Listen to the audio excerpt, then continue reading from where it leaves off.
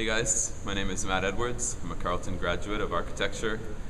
In my master's thesis, I worked with both sound and space, music and architecture, and that led me to be involved in this project, which is called Polytectures. It's done by an artist in Montreal.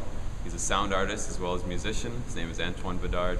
He's also known in the artist community as Montauk. And Polytectures was a piece composed for the city of Ottawa that combines both music and architecture within the urban landscape. And this, which is a fantastic space, is where Polytectures begins.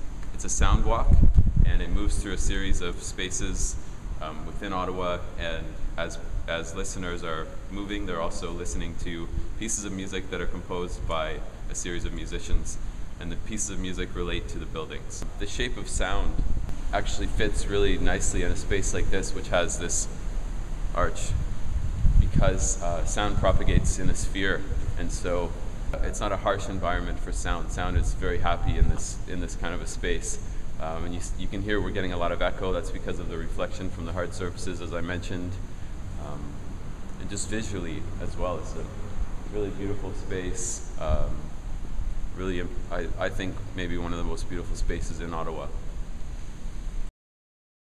Right now we're standing on one of the upper levels of the NAC, and we're looking toward the Ottawa Convention Centre, and both of these buildings were included in Polytectures.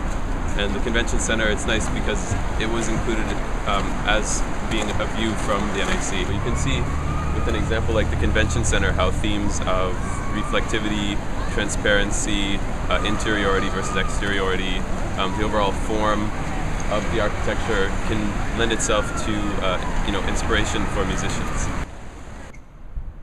So cities have a kind of music of their own just as a starting condition, and of course architecture plays a major role in this by shaping the way that people move throughout the city, by adding surfaces which sound can reflect from, and by really dictating the flow of a city, which contributes to that music.